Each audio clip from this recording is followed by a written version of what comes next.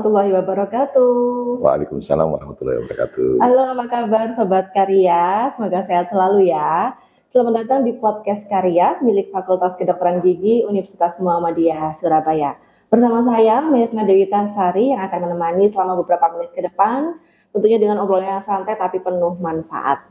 Kali ini kita akan bahas tentang menjaga gigi susu pada anak-anak ya. Bagaimana pentingnya menjaga gigi susu pada anak-anak. Karena banyak orang tua itu berpikir bahwa gigi susu itu tidak perlu perawatan khusus ya, karena akan digantikan dengan gigi permanen ketika anak-anak ini sudah dewasa begitu. Nah, benarkah pemikirannya seperti ini? Yuk kita langsung tanya pada ahlinya. Hari ini telah hadir bersama saya Dokter Gigi spesialis kedokteran gigi anak, Dokter Gigi Raden Sabda Alam spesialis kedokteran gigi anak, Magister Manajemen. Beliau juga sekaligus sebagai Dekan Fakultas Kedokteran Gigi Universitas Muhammadiyah Surabaya. Saya sapa dulu beliau ya. Assalamualaikum dokter. Waalaikumsalam warahmatullahi wabarakatuh. Sehat ya dok? Alhamdulillah. Semoga kita selalu sehat. Baik dokter, hari ini kan kita akan membahas tentang pentingnya gigi susu pada anak-anak ya dok. Langsung aja ya dok. Jadi sebenarnya apa sih peran gigi susu bagi tumbuh kembang anak dok? Jadi gigi susu itu adalah salah satu bagian penting dari anak-anak ya. Jadi otomatis mereka itu menjadi tumbuh kembangnya itu juga didukung oleh giginya. Artinya nutrisi yang masuk ke dalam tubuhnya itu masuk harus melewati mulut. Karena memang sebetulnya hanya ada dua jalan masuknya nutrisi ke dalam tubuh seseorang itu. Yang pertama menggunakan cara yang soft way, yaitu cara lewat mulut dan giginya, dan cara hard way melalui infus. Nah, yang infus ini pasti tidak disukai oleh siapapun. Sehingga kalau begitu kita ambil cara yang soft way. Nah, soft way-nya adalah cara yang menggunakan gigi dan mulut. Nah, bagaimana caranya agar gigi dan mulut ini bisa dipakai untuk menjadikan tumbuh kembang anak itu berlangsung atau berjalan sempurna. Gitu. Kira-kira demikian. Jadi otomatis kalau misalnya dikatakan bahwa gigi dan mulut nanti, atau misalnya gigi susu nanti ada gantinya. Oke, betul memang. Tapi selama belum ada gantinya, anak-anak itu tetap harus makan kan? Iya, betul dong. Kalau dia tidak mau makan karena giginya tidak enak atau sakit atau dia berlubang sehingga giginya menjadi sarang kuman ya. Nah, ini akibatnya anak merasa nggak nyaman. Begitu tidak nyaman, tidak mau makan. Iya. Kalau nggak mau makan, akibatnya kemana-mana. Gitu, betul. Seperti itu. Jadi meskipun anak-anak gigi susu yang berlubang itu harus ke dokter juga dok, harus ditambah. Anak-anak itu bukan harus ke dokter gigi dalam artian tiap hari begitu ke dokter gigi, tidak. Tapi yang penting adalah anak-anak itu dikenalkan ke dokter gigi. Jadi penting untuk mengenalkan anak-anak kepada dokter gigi ya dok ya. Nah, mungkin para orang tua berpikir, kapan saya mesti mengenalkan anak-anak? Iya, kapan dok? Sebetulnya boleh dikatakan anak-anak ini boleh dikatakan untuk mengenalkan ini sejak awal sekali, sejak dini. Pada saat anak-anak itu sudah mulai ditegakkan 45 derajat ya, jadi miring itu mereka sudah dikenalkan dengan kata sikat gigi.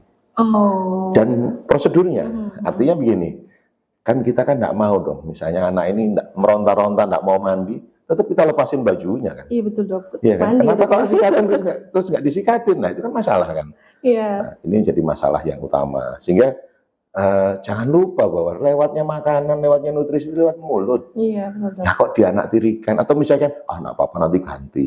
Gantinya nanti, bukan sekarang. Gitu. Nah, ada tips ya dok agar anak-anak ini mau sikat gigi, nggak sampai perang bintang gitu dok? Ya, oke. Ya, memang saya katakan tadi bahwa anak-anak itu perlu pengenalan sejak awal, sejak dini. Apapun itu jenisnya. Jadi kalau misalkan di kehidupan sehari-hari, anak-anak ini harus juga dikenalkan sejak awal itu kapan. Nah kalau saya mengatakan ya sudah 3 bulan. 3 bulan ya dok ya? Usia 3 bulan kenalkan sudah. Karena pada saat itu belum ada giginya, tapi sudah ada gusinya kan. Nah, gusinya ini mulai disikatin. Anak sudah mulai ditegakkan, tapi jangan lupa, jangan pakai pasta. Kenapa? Karena pasti ditelan. Gitu. Nah sehingga otomatis ya tanpa pasta dulu. Boleh menggunakan kasa, diikatkan dengan jari, tapi salah satu ujungnya harus dipegang ya supaya kasa tadi nggak tertelan. Gitu. Jadi kasa dibalutkan di ujung jari yang cuci bersih ya, kemudian dua ujungnya dipegang dengan jari kita begini, dengan apa, genggaman kita digosokkan gitu. Dan kita kenalkan bahwa ini loh sikat gigi, Ya, ayo sikat sikat gigi. gigi. Nah itu sambil bernyanyi. Iya ya dok ya, jadi Gitu. menyenangkan Sambil ya dok. nyanyi, kenalin, ayo sikat gigi itu sambil nyanyi. Jangan diem aja, ayo sikat gigi, ayo sikat gigi. Oh, jangan, Kayak harus takut ya sambil dok. bernyanyi. Ya kayak kita mandiin, mandi dek, mandi, kepalanya diguyur ya. Oke. Sama kayak gitu. Iya, jadi mulai 3 bulan ya, karena kan bayi itu sudah konsumsi ASI dan itu juga perlu dibersihkan ya dok ya. Ya. ASI yang masuk ke sela-sela lidah, itu sebenarnya juga harus dibersihkan. Walaupun sebenarnya ASI ini masih artinya lebih bagus lah Iya. dibandingkan yang sesuatu yang artifisial yang di luar atau misalnya dari susu sapi dan sebagainya. Tapi kalau dari ASI itu jauh lebih baik. Cuman memang tetap harus dibersihkan. Jadi tetap harus dibersihkan, caranya juga menyenangkan dan Iya. digunakan sejak dini Iya. begitu ya dok. Jadi pasta gigi itu boleh dipakai di usia berapa dok? Pada saat anak sudah bisa menuruti perintah membuang. Oh, kalau udah ngerti Ya. baru boleh ya dikenalkan pasta gigi. Ya. Ya ini satu contoh saja misalnya, ini anak saya sendiri ya, tiga-tiganya sama itu. Jadi saya gendong, dek sikat gigi, nah dek buang ke sana. Dia lihat ke saya senyum sambil sembur, ya sudah basah. Iya. Ya itulah orang tua. Sebagai orang tua ya kita terima lah. Tapi itu yang terjadi. Iya. Jadi dia belum bisa menuruti perintah membuang namanya. Gitu. Apalagi kalau dia senyum. Nah senyum sudah hilang sudah masuk ke dalam. Berarti ketelan kan? Ketelan ya. Ini yang jadi masalah manakala yang bukan makanan tadi tertelan. Nah, iya. Pasti Bapak Ibu nggak suka kalau misalnya ini bukan makanan ini sebetulnya kok ditelan anak saya ini, gitu kan. Nah kalau masalah apakah beracun? Ya tidak beracun ya, tapi dalam artian dia pasti akan sedikit banyak mempengaruhi. Iya.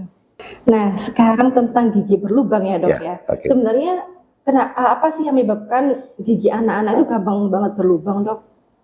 Sebetulnya gigi anak itu adalah gigi yang sangat rentan ya. Karena pada gigi anak itu 90% dia adalah susunan dari giginya anak-anak itu 90% organik dan 10% anorganik. Nah, sesuatu yang organik berarti kan sesuatu yang hidup.